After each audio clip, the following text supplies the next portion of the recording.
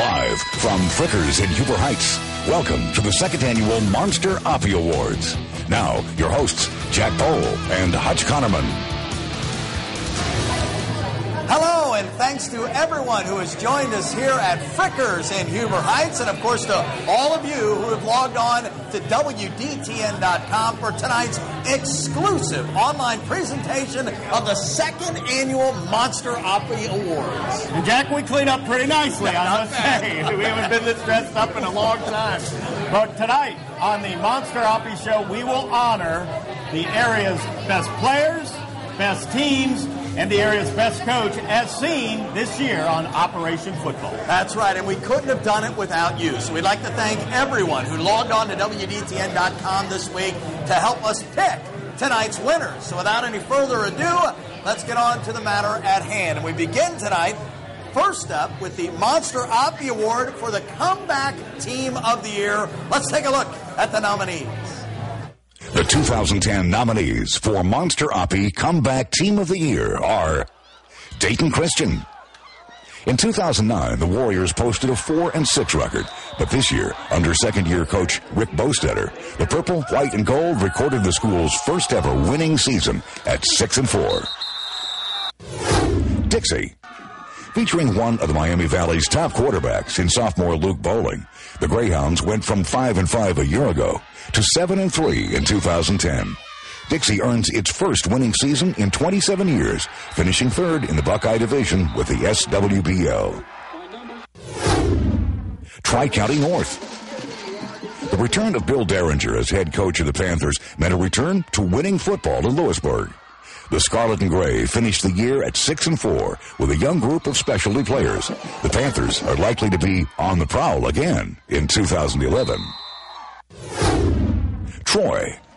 After finishing 500 in the 2009 campaign, Steve Nolan's Trojans are back in the playoffs for the first time since 2004. The Scarlet and Gray finishing the regular season with an 8-2 record and a second-place finish in the GWAC North. Urbana. Under second-year coach Garen Stokes, the Hill Climbers improved from 5-5 in 2009 to 7-3 this season. The Maroon and White captured first place in the Mad River Division of the Central Buckeye Conference. The Hill Climbers just 4 rankings shy of making the Division III playoffs.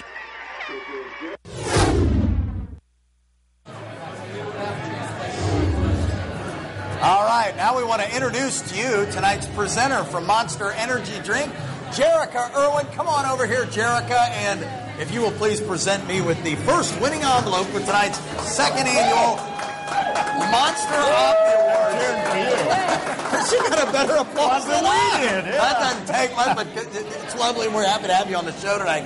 The winner of the Comeback Team of the Year is... That's how you open an envelope, Hutch. Remember that. The Dayton Christian Warriors. Congratulations to Coach Rick Bostetter and his Warriors on their first ever winning season. They finished 6-4, including a victory last Friday night. And, of course, Jack, we should mention all the nominees really are winners. We have so many talented players here in the Miami Valley, and dwindling down to 5 was difficult enough. But you know what? We thank you, the viewers, for tuning in and voting on our website, WDTN.com. Without further ado now, it's time to award the Monster Oppy Defensive Player of the Year. Here are the nominees. The 2010 nominees for the Monster Oppy Defensive Player of the Year are Adam Alt, Tippecanoe High School. The senior linebacker for the Red Devils led the Miami Valley in tackles. Adam Alt and the tenacious Tip defense are a big reason why the Red Devils are making a 6th straight appearance in the playoffs. Trey DePriest, Springfield High School. This Alabama-bound linebacker was among the area leaders in both sacks and interceptions. The highly recruited senior making big plays on both sides of the ball this season and helping the Wildcats to a 2nd straight playoff berth. Matt Isaacs, Dixie High School. Just a sophomore, this Greyhounds linebacker was a one-man sack attack. Matt Isaacs has opposing quarterbacks on the run, allowing Dixie to run up the school's first winning season in 22 years.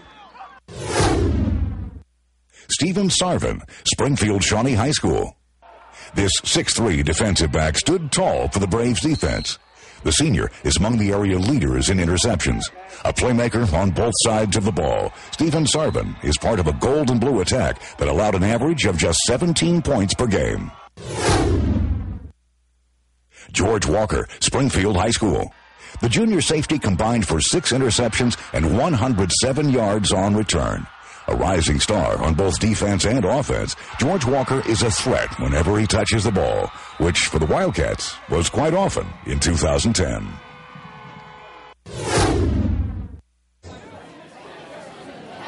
All right, and the winner is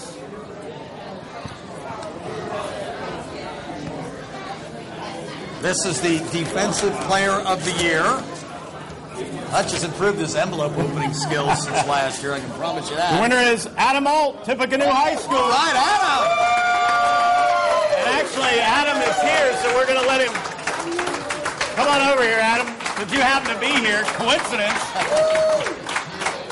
Congratulations to you. Thank you. A great year for Tippecanoe, obviously. Yes. You guys are in the playoffs. And where'd you learn to tackle like that? I have no idea. I just go as hard as I can. So whoever's got the ball, you go after. Exactly. All right, well, I know Peace. Charlie Burbacher and your team has done a great job. We wish Thank you you. all the success in the world in the upcoming playoffs. Thank you. All right, Appreciate it. ladies and gentlemen, Adam Alt, linebacker, Tippecanoe, our Monster Oppy Defensive Player of the Year.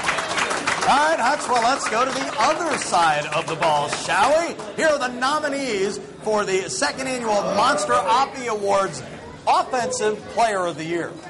The nominees for the 2010 Monster Oppy Offensive Player of the Year are Caleb Goins, Lehman Catholic High School. Averaging more than 9 yards per carry, the senior running back was a one-man menace for opposing defenses. Caleb Goins is among the Miami Valley leaders in both scoring and rushing yardage. This season, Goins became the Cavaliers' all-time leading rusher with more than 4,600 yards for his career. Jordan Jacobs, Carlisle High School.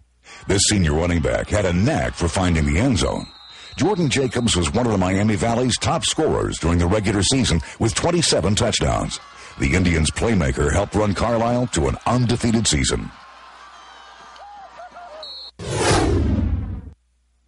Reese Klenke, Coldwater High School. When it comes to catching passes, the Cavaliers are in good hands with this wide receiver. Reese Klenke was the Miami Valley leader in receiving with 69 catches for 1,271 yards and 16 touchdowns. The 6'4" senior remains a reliable target for Coldwater's playoff run. Braxton Miller, Wayne High School. Buckeye quarterback-to-be says it all. A proficient passer and explosive runner, this dazzling senior QB did it with his legs and arms, rushing for 10 touchdowns and passing for 9.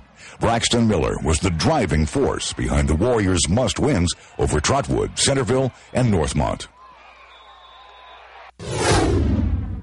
Craig Wallace, Ponitz. A scoring threat every time he touched the ball, this Panthers senior quarterback was among the area's top 10 in passing, rushing, and scoring. Craig Wallace guided the Ponitz offense to an average of 30 points per game in what was just the second year for the Ponitz football program. All right, and the winner for the Offensive Player of the Year is... Thank you, Jerica. Give me a second here. Wait a minute. Hold on a second. The winner is Braxton Miller, quarterback, Wayne High School. Congratulations to Braxton Miller. And the best part is we'll get to see Braxton in the playoffs for the Wayne Warriors. Plus, we'll also get to see him in his college career right up the street in Columbus as he is the future quarterback of the Ohio State Buckeyes. Andy Nelson joins me now from Heidelberg Distributing, and of course none of this would be possible without your great efforts. What has the Monster Oppy Awards now in its second year mean to you? Monster Oppy Awards has been a great opportunity for us to get out to the high schools and sample our product out to the kids and their parents, educating the parents on energy drinks, just getting out to all the different communities and meeting everybody. It's been a lot of fun. Yeah, when you get out there, I mean, you really see what the community is all about. I mean, you're able there to go out with your great product, but at the same time, you're able to see the excitement high school football in the Miami Valley had. Well, it was great. We set up our tent, we passed out the product.